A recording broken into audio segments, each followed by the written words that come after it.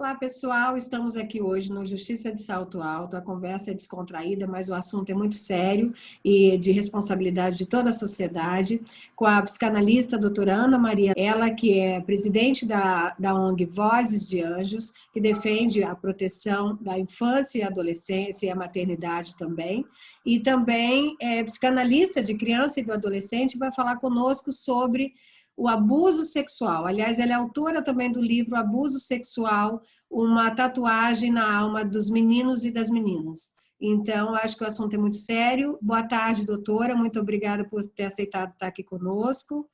E, como eu disse, né, doutora, é um assunto, vai ser uma conversa clara e descontraída, mas o assunto é muito sério. Aí, queria que a senhora fizesse a sua apresentação inicial e depois a gente já começa com as perguntas.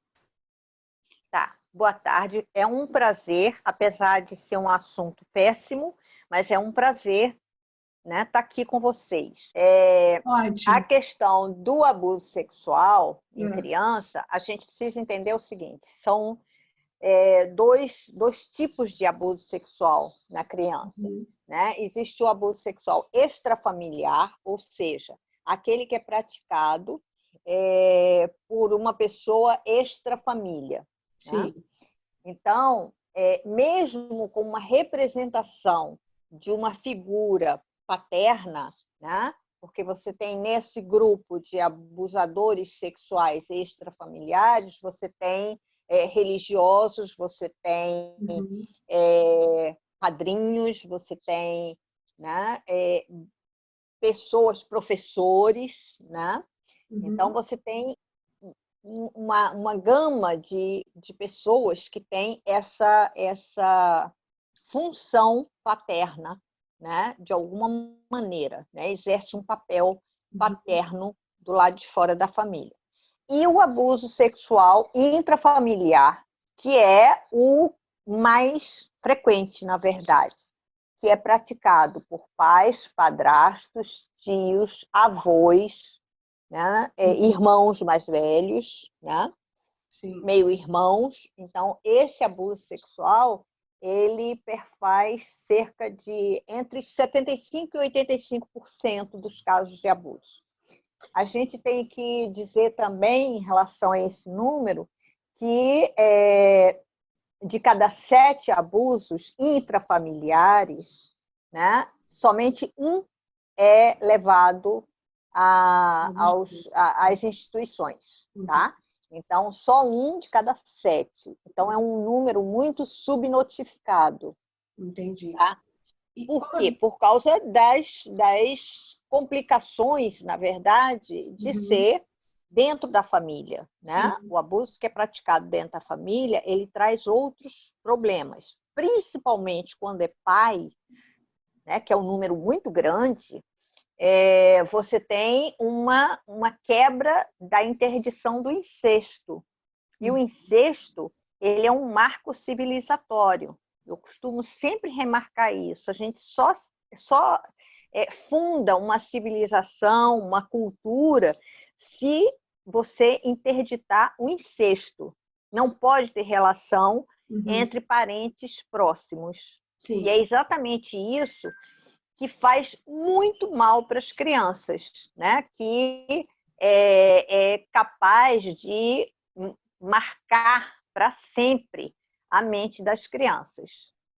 Entendi. E a pergunta seria, inclusive, essa primeira, porque nós falamos sempre, vemos campanhas dos cuidados que os pais devem ter, não pode, com as crianças e adolescentes em relação ao abuso sexual. E aí aparecem alguns cuidados, aí a pergunta que não quer calar, né? Você fala assim, vê muitas dessas campanhas, busque com o papai, a mamãe, o papai para falar o que está acontecendo, né? Busque dar essa orientação ao seu filho. Mas o que acontece, o que fazer quando esse abuso é justamente intrafamiliar e como será revelado isso, né? Porque a gente faz muito e vê muito por aí essas campanhas de cuidados. Mas como agir quando é intrafamiliar? Essa criança vai a quem, né? Assim, quais são os comportamentos ou sintomas dela que possam chamar atenção, doutora, para isso? Bom, os comportamentos, a gente tem estudos que revelam muitas alterações de comportamento. No entanto, Rose, muitas crianças praticamente não alteram o comportamento. Você não percebe absolutamente nada de diferente. E qual é esse grupo de crianças? Esse grupo é formado por crianças cujos abusos são abusos mais delicados, são abusos mais chantageados, são abusos mais manipulados pelo abusador pai, né? Então, eu estou falando de homens como abusadores no masculino porque no último fórum internacional, né, sobre o tema, a gente teve um índice de 99% de homens que são abusadores. Tem mulheres também, mas tem mulheres. Tem mulheres, mas né, em torno de 1%. Varia de 0,2 até 1 e pouco, né, por cento de mulheres que abusam. Tá? Mas então, quer dizer, essas crianças, elas, um grande grupo apresenta sim sintomas que podem ser observados, né? Tais como distúrbios de aprendizagem, né? A criança passa a ficar dispersa, a criança passa a ficar rebelde, a criança fica mais agressiva na escola, a criança tenta subjugar outros coleguinhas, porque, na verdade, o abuso sexual, apesar dele acontecer numa cena de sexualidade, ele não tem a ver com a sexualidade. Ele é uma questão de poder, né? Da sensação de poder que o abusador experimenta. E o abusador, ele se alimenta exatamente dessa sensação de poder. É isso que dá prazer a ele, não é o prazer sexual. Se fosse sexual, a gente tinha uma quantidade, né, concentrada em meninas e adolescentes ou pré-adolescentes, quando já está ficando mocinha, bonitinha, né? Quando, na verdade, a gente encontra um número próximo de meninos, próximo à quantidade de meninas, só que também muito mais subnotificado, porque os meninos ainda têm uma questão que ronda, né, a fantasia das pessoas, dos adultos que vêm a saber quando eles relatam, de que então, eles, se for mexido nisso, eles vão ser homossexuais. E ainda há um preconceito muito grande em relação a isso. Então, abafa-se a família, a mãe, as pessoas que ficam sabendo, né, abafam e, né, fazem de conta que nada aconteceu. E além dos meninos serem grande número de abusados, você tem bebês. Hoje, os bebês são abusados em número muito alto. E o que isso revela? Isso revela uma ligação direta do abuso sexual com a pornografia internacional de criança, né? Com o comércio, porque esses meninos e essas meninas também são também objeto de pornografia, e os bebês, eles são fotografados e filmados e são vendidos, né? Esses filmes e essas fotos são vendidos no mercado internacional e valem muito dinheiro. Ganha-se muito dinheiro às custas do corpo das crianças. E a gente não pode deixar de pensar o seguinte, e eu fiz alguma coisa aqui? Voltou. A gente não pode deixar de pensar, Rose, que aquele equívoco de achar que a menina está ficando bonitinha e, quem sabe, ela provocou, né, o abusador. A famosa culpa da vítima, né?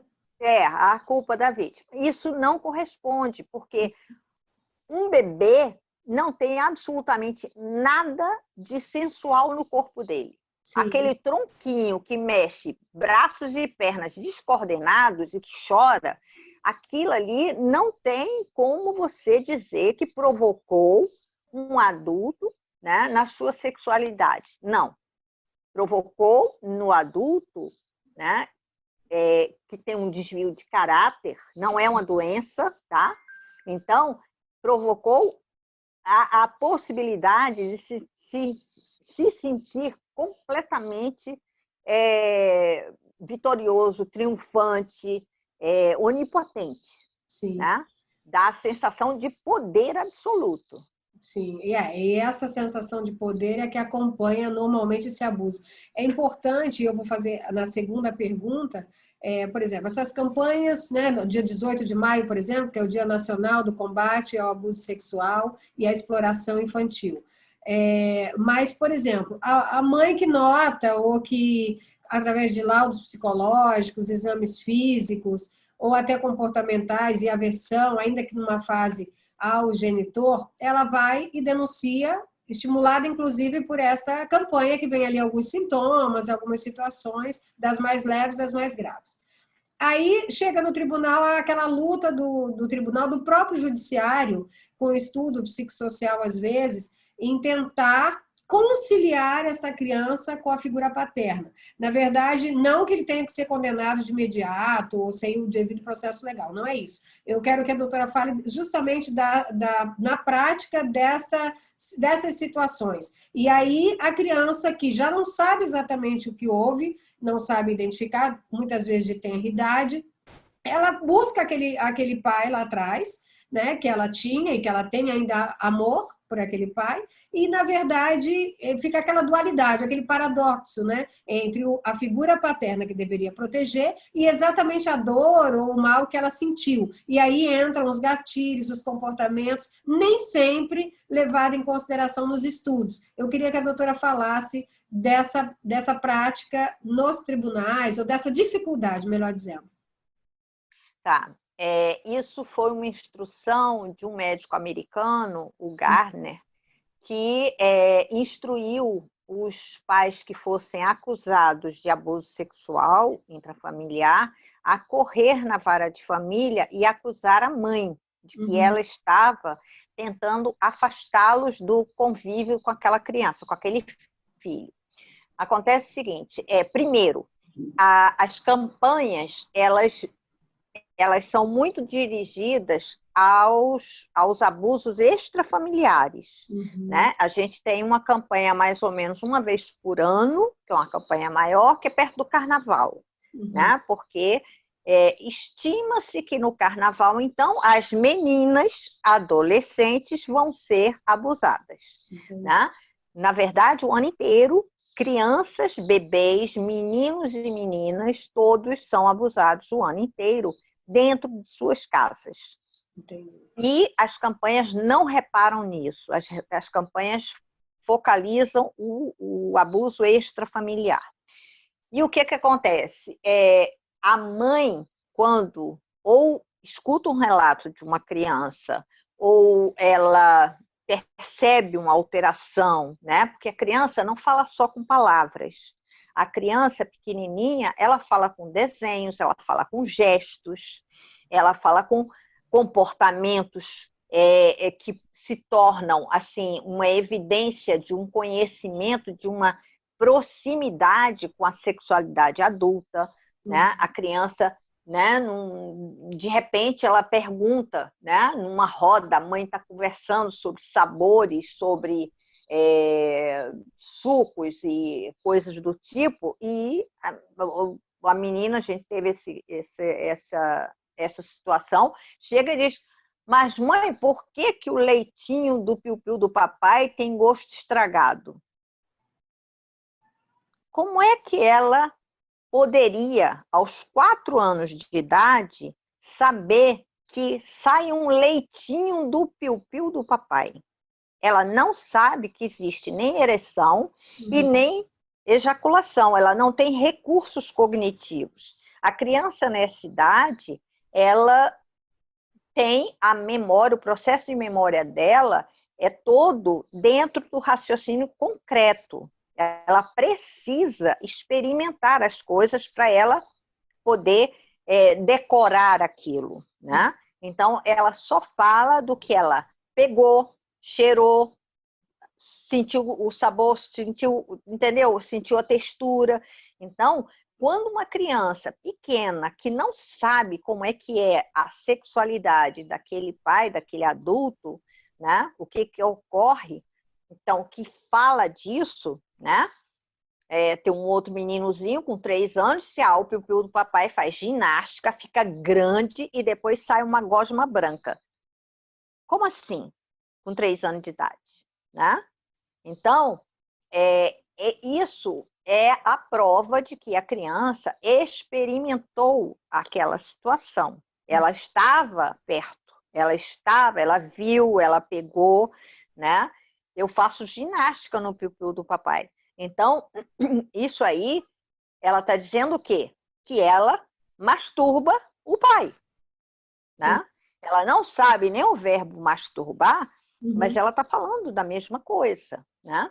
E essa mãe, Então, essa mãe, ela é obrigada, ela não vai por conta das campanhas, nem porque ela fica angustiada, que ela fica desesperada, mas ela é obrigada pelo artigo 13 do ECA, ela é obrigada a notificar, a fazer a denúncia no Conselho Tutelar. Ela tem que levar para o Conselho Tutelar mais próximo.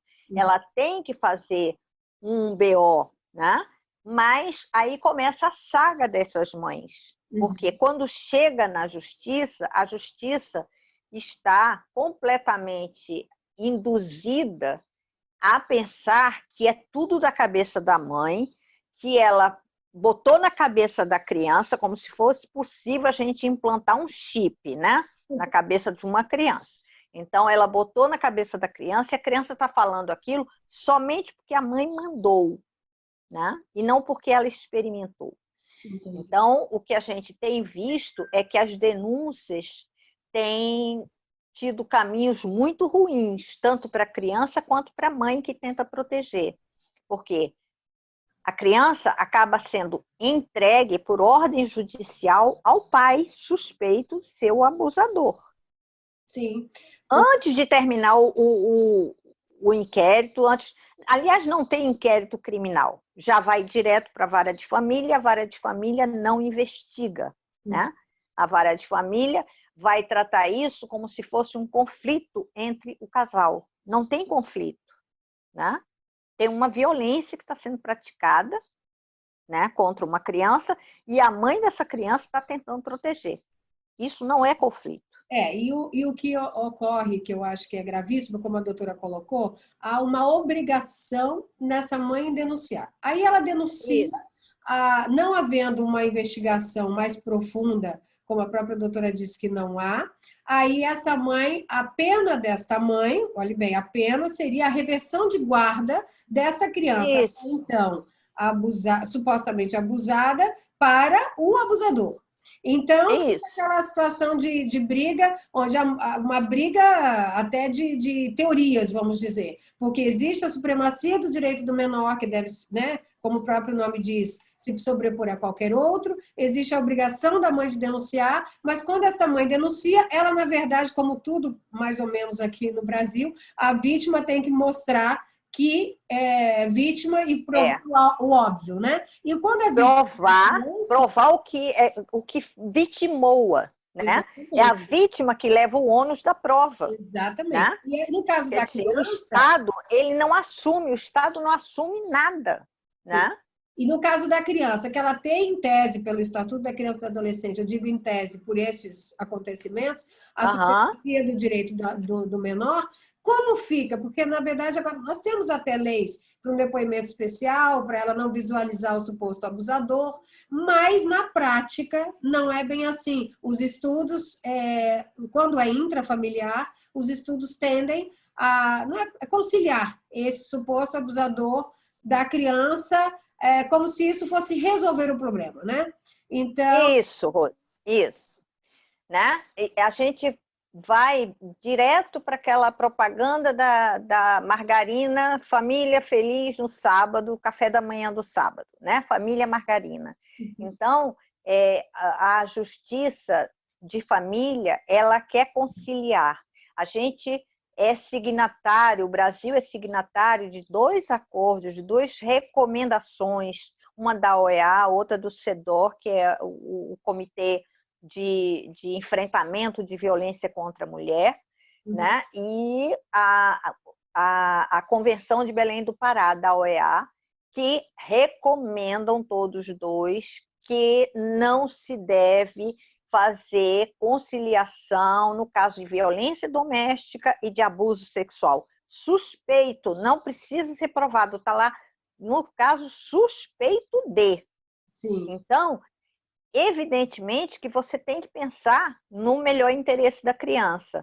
Então, se a criança está falando uma coisa que é alheia à idade dela, à faixa etária dela, o que acontece? Ela precisa ser ouvida. Um crime não provado não quer dizer que ele não tenha acontecido, né? Eu costumo perguntar, quem matou PC Farias e a namorada dele? Não se sabe. Ninguém sabe, não se sabe. Então, por causa disso, não houve crime? Eles não morreram? Né? Então, é mais ou menos isso que acontece. Quer dizer, uma vez que não é provado, né, e as provas materiais são exigidas nessa hora. Enquanto que, para dizer que a mãe inventou tudo, não tem prova nenhuma, não precisa de prova. Sim. Né? Sim. Mas, para provar um abuso sexual, a ocorrência de um abuso sexual intrafamiliar, é exigido prova material. Ou seja, é exigido que haja rompimento de ímen, e aí nisso já os meninos, né, já perdem 50% da possibilidade, porque eles não têm ímen. E a segunda coisa, presença de esperma.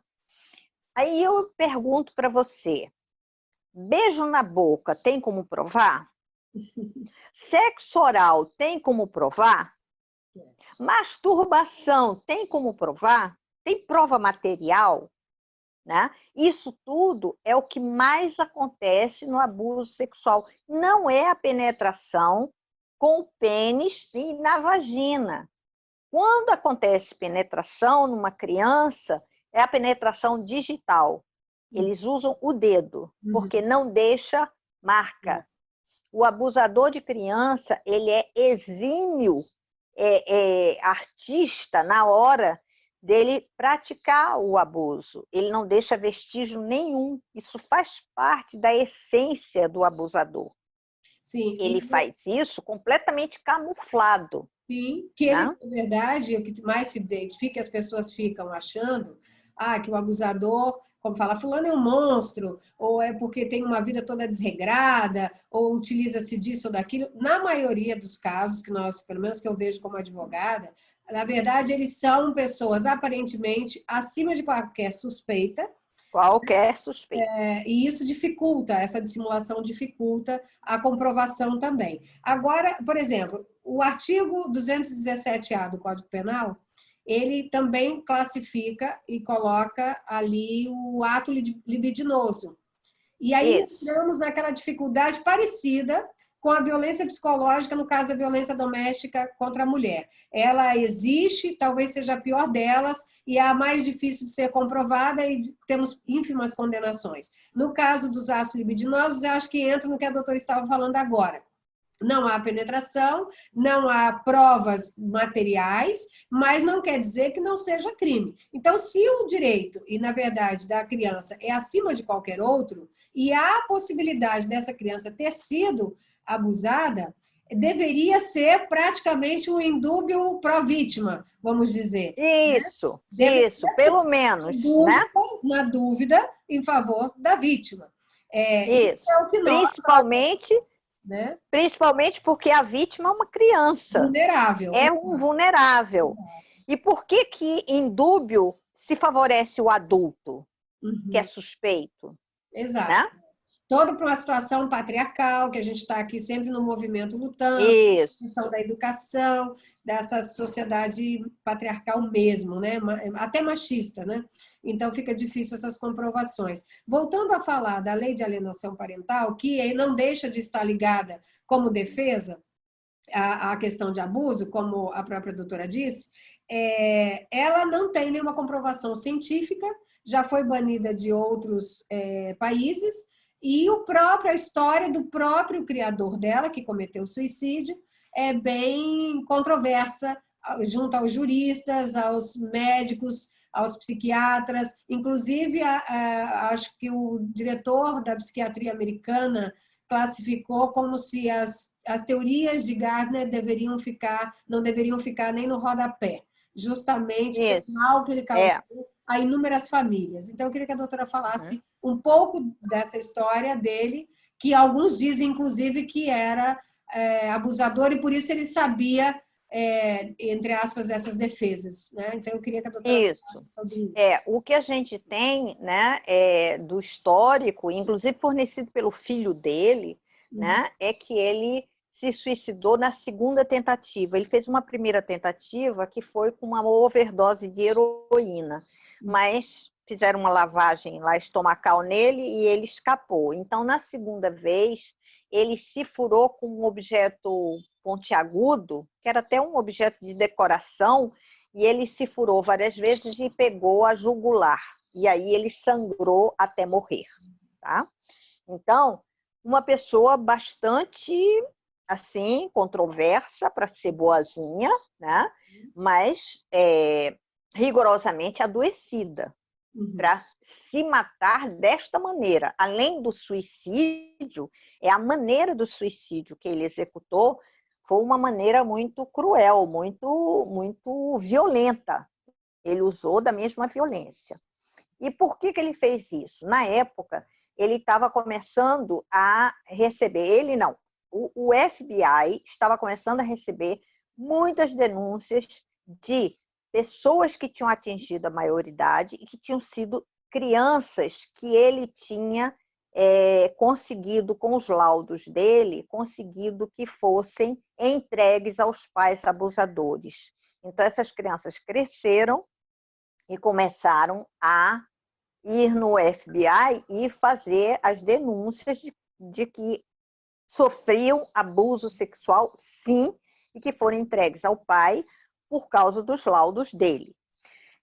Tem uma outra passagem nos livros dele. O problema é o seguinte: você sabe do Gardner. Talvez 85, 90, eu acho que 90% do pessoal da justiça, dos operadores de justiça, não conhecem, não sabem, por exemplo, que ele escreve no livro dele, página 24 e 25. As atividades sexuais entre adultos e crianças fazem parte do repertório natural da humanidade, da sexualidade humana. Quer dizer, fazem parte do repertório natural da sexualidade humana. Isso está no livro dele, entendeu? Escrito por ele, né? A sexualidade entre adultos e crianças, as atividades sexuais, né? Então, ele está se referindo a quê? Quais são as atividades sexuais entre adultos e crianças? Que não os abusos sexuais, né? Não existe outra. Não existe outra categoria. Ele está se referindo aos abusos sexuais, atividades sexuais entre adultos e crianças, né? Ele tinha a ideia de que, e ele escreve, está tudo escrito no livro dele, que quando um pai abusa de uma filha, que então é porque a mãe não cumpriu os deveres de casamento dela. Então, essa filha, essa menina tem que ser como é o nome? Orientada por psicólogo, ele diz isso, para que ela saiba que ela estava fazendo aquilo com o pai para proteger a mãe, em nome da mãe. E a mãe tem que perdoar, e o pai não pode ser excluído da família. A mãe tem que perdoar também a menina e tem que entender que a menina estava fazendo aquilo em nome dela. E que, para melhorar a questão que está falha na sexualidade da mãe, ele escreve que os psicólogos dessas mães que descobriram abusos intrafamiliares, os psicólogos devem orientar para que elas usem os consolos sexuais, Como é que chama? Vibradores. Fugiu o nome. Vibradores? Vibradores, que usem os vibradores, porque pelo vibrador ela vai gostar mais do prazer masturbatório e ela então vai se entregar mais à sexualidade com o marido e ela vai reconquistar esse marido da filha, tirar de volta o marido da filha. Ele escreve isto. As pessoas não leram, precisam ler o Gardner no livrinho dele. Sim. Né? No livrinho dele. Então, quando você não lê e você pega e compra uma tese sem nenhum fundamento, porque não tem prova disso, não tem. A gente sabe que existem chantagens emocionais que pai e mãe fazem pós-divórcio. Porque, né, tem aquela disputa para ver de quem que o filho gosta mais. É uma coisa infantil, mas acontece. Né? De ambos os lados. Então, né? De ambos os lados. Isso é uma chantagem emocional. Mas isso não quer dizer que todas as mulheres, como ele afirma, todas as mulheres, elas querem afastar os filhos do pai por vingança, porque elas não suportaram a separação, né? Ele ter se separado dela. Então, isso também cai num vácuo, né? Porque quantas mulheres pedem, elas mesmas, o divórcio? Exatamente. Né? São mulheres muito bem resolvidas profissionalmente, de muito sucesso, então não tem razão. Não teria razão. Pois é. Sim. Em relação, eu acho super sério essa situação, é como a doutora colocou, as pessoas não leem e saem repetindo aí as teorias, sem saber o histórico, que eu acho que o histórico dele fala por si só, a forma como morreu também, né? Pelo menos isso fica visível, essa loucura ainda que a doutora aí mencionou no livro dele. Então, acho que isso já caracteriza de alguma forma o absurdo. Né? Falando somente porque eu mencionei o artigo 217A, e já existe, pelo menos pacificamente, não sei na prática, que o STJ já tem considerado os atos libidinosos e para isso não precisaria de comprovação material. Pelo menos em algumas decisões nós temos visto isso, que já é um avanço, né, doutora? Em relação... Já é um avanço, porque a própria justiça tipifica todos os atos libidinosos. Sim. Não precisa, inclusive, tocar o corpo da criança. Você é um adulto, botar uma criança para assistir junto com você um vídeo pornográfico, é estupro de vulnerável, é considerado estupro. Todos esses atos libidinosos são tipificados como estupro de vulnerável. O Gardner, deixa eu falar mais uma coisinha que me escapou naquela coisa. O Gardner dizia que a criança que for abusada pelo pai, ela deve assistir junto com o psicólogo dela, com o que acompanha a parte psicológica, ela deve assistir a filmes de abuso, para ela ir vendo que aquilo não aconteceu só com ela, que aquilo é natural, né? Porque o que o pai fazia com ela é uma coisa natural. Né? Como ele diz lá no começo do livro, que faz parte do elenco natural, né, da sexualidade humana. Então, ele instruía os terapeutas de crianças abusadas a sentarem junto com a criança e assistirem a filmes de abuso sexual da própria criança e de outras crianças. Portanto, há um indício aí também, né, Rose, que ele tinha esse material, ele tinha um acervo. Né? Ele possivelmente, porque os ex-crianças que fizeram denúncia dele acusavam ele também de pedofilia, de abusos. Né? Como eu disse, como se ele soubesse a melhor defesa já que ele praticava, né? Dar a entender isso. Exatamente. Né? Que seria uma possivelmente ele produzia esses, na época, eram fitas cassete, né? Não tinha né? Não tinha a tecnologia que a gente... Sim. Né?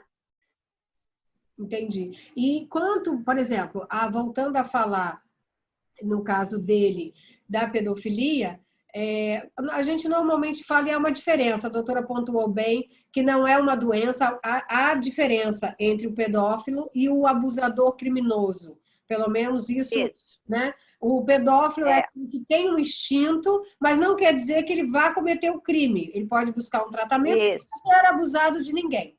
A senhora me corrija se isso. estiver errada, né? Ele não passa ao ato, E né? pode Isso ser. seria semelhante ao serial killer, por exemplo.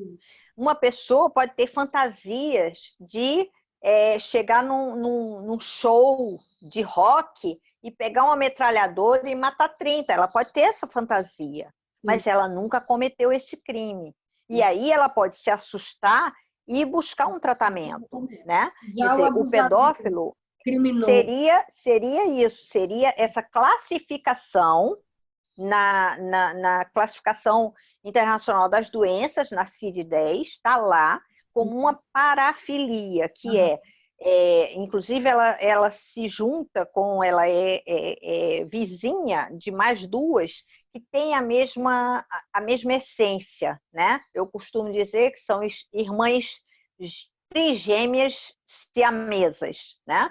Porque tem 3 cabeças, mas tem um tronco só, que é a pedofilia, a zoofilia e a necrofilia, Uhum. tá? Nessas 3 parafilias, que são as alterações, né, os desvios da sexualidade, essas 3 parafilias têm em comum que a pessoa que está sendo abusada, ela não consegue dizer não, né? Uhum. O cachorro não consegue dizer não, o defunto, o morto, não consegue dizer não, né? E a criança também não consegue dizer não. Sim. Porque ela até diz, não é que ela não saiba dizer não, também tem um monte de campanha agora querendo ensinar a criança a dizer não para o pedófilo, para o abusador, né? Mas ela diz não, só que ele não atende, Sim. Até porque é aquela né? questão de poder que a doutora colocou, né? Exatamente, que a Seria questão é do poder, a né? E tirania. ele não abre mão disso, não é do sexo, da atividade sexual, ele não se É. liga muito nisso. E o Tá? abusador criminoso, que é o que eu ia falar em seguida, seria este que comete pela tirania, pelo poder, e que nem Isso, sempre é pedófilo. E as pessoas confundem, e a gente vê na mídia sempre, né, quando é com criança, é pedófilo. Mas aí você está amenizando para o criminoso, porque ele vai ter ali até um desconto de pena se ele for considerado pedófilo, e não abusador realmente, né, de crime. acontece que é preciso provar que ele tem uma alteração Sim, psíquica de pedofilia, entendi. tá? Ele tem que ter um diagnóstico de pedofilia, Uhum. né? Porque os abusadores, eles são perversos, né? Como os estelionatários. Tem estelionatário que escolhe as suas vítimas, são as velhinhas, Uhum. né? São mais fáceis de enrolar, né? Tem estelionatários que entram na política, né? Então, não é isso? É. Então, é a mesma coisa, né? Escolhe o público-alvo, né? Escolhe o Tem alvo. abusadores e tem pedófilos que são abusadores, sim, porque Uhum. além deles abusarem, eles também têm toda uma atividade de desvio com os abusos deles. Então, hoje a gente tem um formato novo para o que era antigo, aquela antiga proposição da exploração sexual de crianças, que a gente sempre, né, era remetido às meninas nas estradas, perto dos postos de gasolina, ou as meninas na orla marítima das cidades turísticas, né, que eram oferecidas às meninas barqueiras lá no Amazonas, né? Então, a gente tem hoje a exploração sexual, né, esse mesmo trabalho escravo de criança, dentro de casa, intrafamiliar, é outra coisa que a gente não fala e que a gente faz de conta que não vê, né? Mas, na verdade, os bebês estão sendo produzidos em vídeos que custam 40 mil, 60 mil, 80 mil, dependendo da maneira como é produzido o vídeo de pornografia com o bebê. Sim. Né? Porque os vídeos de bebês, eles são muito mais caros, né? A aquisição é muito mais cara do que os de crianças maiores, né? E você tem uma oferta na internet, naquela dark, que você tem assim absurdos, né? E você tem uma quantidade imensa, mas imensa mesmo, né? De produções e que nada mais são do que a exploração sexual de crianças, só que agora é exploração intrafamiliar de crianças. E doutora, assim, é óbvio que eu teria, acho que o tema é muito vasto, né, para a gente, e de interesse, muitas coisas a serem esclarecidas para a sociedade que não se sabem, né? Que fica só essa coisa da mídia quando acontece, como aconteceu agora, um caso pontual dessa menina. Só os casos midiáticos que Sim. dão uma sacudida assim na sociedade. E depois que passa o tempo midiático, aquilo é esquecido. Novamente, o que faz parte da questão cultural, como a gente já sabe. Mas o que pensam, assim, para a gente estar aqui fazer os dois lados, né? Por que então, eu fico pensando, como mãe, cidadã e advogada, por que então essa lei ainda prevalece no país? Além das coisas das pessoas que não leem, né? Que pareceu meio óbvio, mas o que dizem as pessoas, então, que são favoráveis, como o próprio IBDFAM e muitos outros institutos que defendem a manutenção da lei de alienação parental. Sob que argumentos, então? Sob que fundamentos, doutora? O argumento é o seguinte, é um argumento que, na verdade, não tem base, ele fica flutuando, que é uma lei de proteção à criança, porque a alienação parental causaria danos irreversíveis às crianças, né? Ou seja, uma mãe que fala mal do pai, essa criança, ela vai ficar tão infeliz que ela vai se matar. Eles, inclusive, falam em suicídio de criança por causa de alienação parental, o que é praticamente impossível, porque por mais que o pai e a mãe estejam brigando, estejam se desentendendo, a criança vê aquilo, tá fora do corpo dela, tá fora dela. Ela pode, sabe, ela tem outros recursos, ela tem outras pessoas, enquanto que o abuso sexual é uma coisa que acontece dentro do corpo dela. O corpo dela vai ser testemunha daquelas atrocidades o resto da vida. Ela não pode trocar de corpo, né? Mas também não seria, doutora, trocar, desculpe interromper, mas não seria trocar por algo que seria possível acontecer, por algo que efetivamente pode ter acontecido? Por exemplo, se eu estou falando de uma situação de um suposto abuso, o abuso é muito pior do que não que a parte psicológica não seja influenciável, como a doutora colocou, mas cada caso é um caso, né? Rose, é exato. Possibilidade Exato. Você não pode equiparar, porque são duas coisas de ordens diferentes e de consequências muito distintas. Porque a criança vai crescendo, ela aprende a lidar com o pai e a mãe, que brigam, ela aprende e ela administra aquilo. Que é ruim, não é a coisa mais saudável para a criança. Não estou dizendo que é bom, não, tá? Mas é muito possível dela, sabe, ela tem outros recursos, ela tem como recompor aquilo de outras maneiras, né? E é possível também, então, né, doutora, que este abusador pratique alienação parental com aquela mãe, né? Claro, mas é o que acontece, Ele manipula a justiça. Ele não só é uma pessoa acima de qualquer suspeita, mas os abusadores costumam ser pessoas muito fofas. Mais do que acima de qualquer suspeita, eu sempre digo, olha, abusador é fofo. Você não imagina que ele faz aquilo com o filho, com a filha. Né? Então, e com outras crianças, né? A lei, ela veio numa esteira, num momento, entendeu? Em que a gente tinha uma Copa das Américas rolando. E aí ela entrou sem discussão, o Conselho Federal de Psicologia se pronunciou contra, mas ninguém perguntou nada ao CONANDA, que é o Conselho Nacional de Direito da Criança e do Adolescente, nenhuma instituição que compõe essa rede de apoio, de amparo à criança, de proteção, nenhuma instituição foi convidada a discutir, né? Então, foi passado assim, no apagar das luzes, um dia, uma noite, aliás, blum, e passou. O Brasil é o único país no mundo que tem a lei da alienação parental.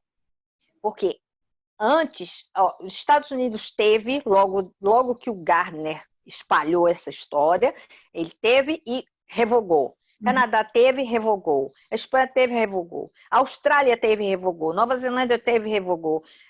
Vários países tiveram e revogaram. E o México era o único fazendo par com o Brasil. E há uns 2 ou 3 anos atrás, houve uma catástrofe no México, porque era igualzinho o que está acontecendo aqui.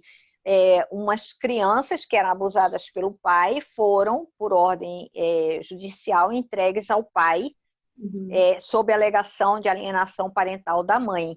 E o que aconteceu? A mãe se matou, as 3 crianças se mataram e os avós maternos se mataram. Então, foi um suicídio de uma família inteira. Aí, a OEA foi lá e falou, como é que é? Vamos continuar com a lei? E aí, a Assembleia do México revogou a lei. Então, o Brasil é o único retardatário que tem essa lei, porque tudo que está, sabe, dito como proteção, que foi vendido, é um grande cavalo de Troia, foi vendido como proteção da criança, que a lei não pode ser revogada, porque senão as crianças vão ficar desprotegidas. Está tudo no ECA. Sim. Essa lei, inclusive, é inconstitucional e é dupla. Ela é uma duplicidade dos artigos do ECA. Está tudo no ECA. Sim. Se uma mãe vai usar o filho como troca de moeda, como pressão para, né, incomodar o ex-marido, está lá no ECA. Tem os artigos todos que rezam a proteção da criança. Não precisa, não tem a menor, a não ser como lei de gênero, lei, né, de um patriarcado estruturado, né, que, né, quer cobrar pedágio das mulheres, porque as mulheres conquistaram um tiquinho, né, uns centímetros para frente. Então, agora vamos pagar pedágio. Né? Eu queria, doutora, para encerrar, porque infelizmente eu pretendo até trazê-la outras vezes, porque o tema, e a gente recebe muito, apesar de ter de frente a questão da violência doméstica contra a mulher, mas também em defesa dos direitos da criança e do adolescente. A gente recebe muitas perguntas e temas voltados para a criança e para o adolescente. Eu queria que a doutora falasse do projeto de lei que tem hoje no Senado, que é o 6.371 de 2019, para a revogação dessa lei, é isso? Não, esse PL 6.371/19, ele é da Câmara, ele está na Câmara. O do Senado o 400, é uma emenda 498 que veio da CPI dos maus tratos, que recomendou a revogação textualmente. A CPI dos maus tratos recomenda a revogação da lei, sem nenhum afrouxamento. Né? Porque constatou, a CPI dos maus tratos recebeu milhares de denúncias do Brasil inteiro, né? Cerca de 4 ou 5 mil denúncias de mães que fizeram a denúncia do abuso sexual e perderam a guarda porque fizeram a denúncia do abuso sexual. O PL 6.371, ele está redondinho, ele tem uma justificação que é muito bem fundamentada, mostrando todas essas falhas da lei, todas essas falhas desse termo, que não chega a ser conceito, porque não é científico, e não chega a ser teoria, porque é só tese, porque não é científico, não é comprovado, né? Então, esse PL está redondinho e foi entregue à procuradora da mulher na Câmara e no Senado, da procuradora da Comissão Mista, da Secretaria da Mulher, né?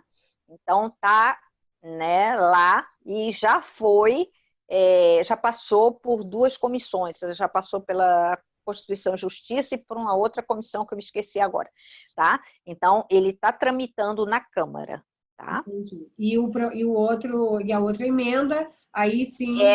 Vem do Senado, que foi essa que aí foi, vamos dizer, amenizada a indicação, a recomendação da revogação, foi amenizada e virou assim um reparo, né, da lei, mas não revoga, não pede mais a revogação, tá?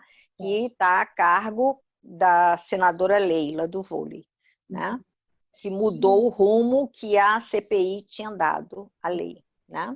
E para finalizar, né, doutora, falar sobre o seu projeto, a sua ONG, que nós ficamos aqui falando, o assunto é muito, né, como eu disse, é muito sério e bem amplo para a gente falar em tão pouco tempo, mas eu queria que a doutora falasse sobre também a ONG Vozes de Anjos, né, e que certamente conduz e induz a tudo isso que falamos aqui, a defesa desses argumentos da doutora. Queria que a doutora falasse como funciona e como alguém ou alguma pessoa possa contribuir ou votando, ou dando a opinião, como é possível?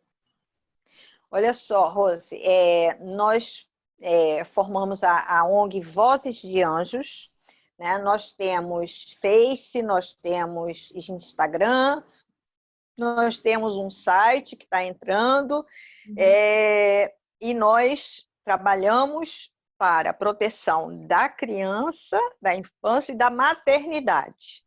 Né? Criança, adolescente e maternidade. Portanto, a Vozes de Anjos, ela faz conexão, ela está com a mão dada nas outras organizações que combatem a violência contra a mulher, porque a maternidade está sendo muito atacada, né? Quando uma mulher é espancada, né, ela é espancada dentro de casa. Portanto, as crianças presenciam o espancamento da mãe, né?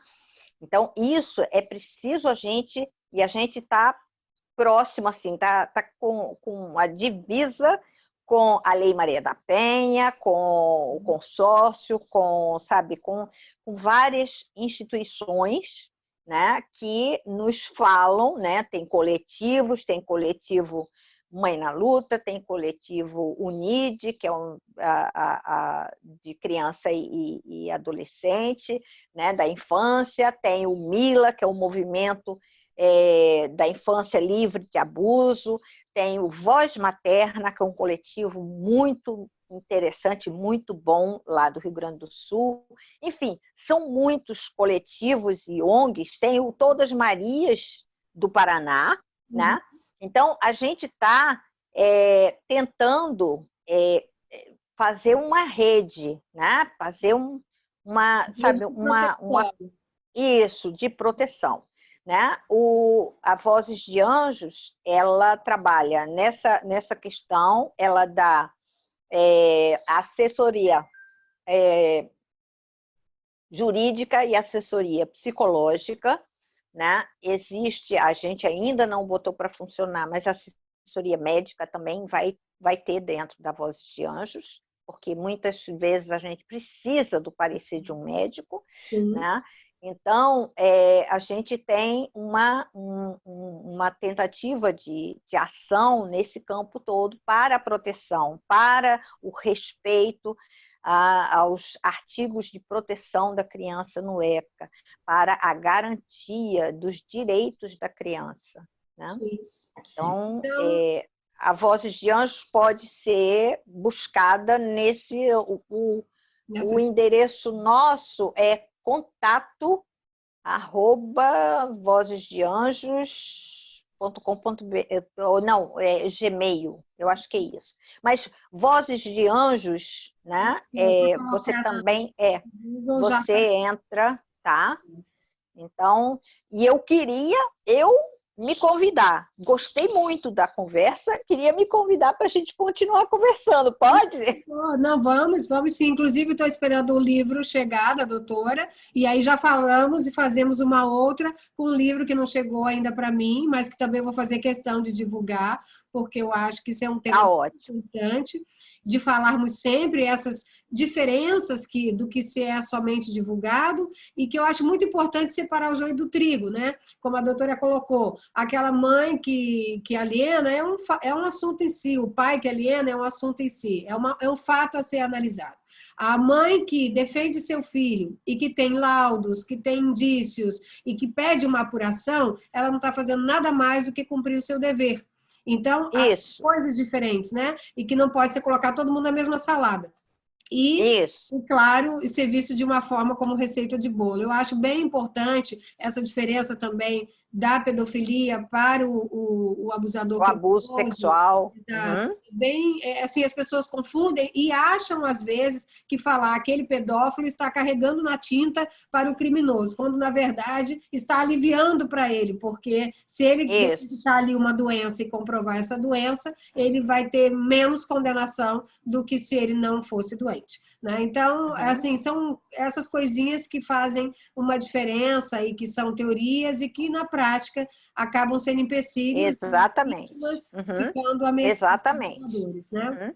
Enfim, mas estamos nós na luta para desmitificar tudo isso, esclarecer, e eu conto com a doutora sempre para falar sobre o assunto e vamos fazer outras conversas dessas. Não vou ocupar mais seu tempo, agradeço muito, fiquei muito feliz, adorei o papo, e como eu disse bem, defini uma conversa descontraída, mas de um assunto muito sério, que envolve aí as nossas crianças na nossa sociedade, e é a responsabilidade de todos nós, né, doutora? Então, pode se despedir, Isso. vá atender seus pacientes, senão eu vou ficar aqui me sentindo culpada. Tá bom. Eu agradeço muito e podem contar comigo, tá? Obrigada. E se quiserem me procurar, eu também tenho um Face, eu também tenho um blog, que é Ana Maria Encarelli. Então, podem procurar, que tem muitos artigos, tem muita coisa escrita, né? Ótimo. Tá bom, Tá? Que eu doutora. estudo bastante. Tá Obrigada. bom? Um beijo grande. Então Obrigada tá. pelo seu auxílio. Beijo, A sua bem obrigada. repassada para Obrigada.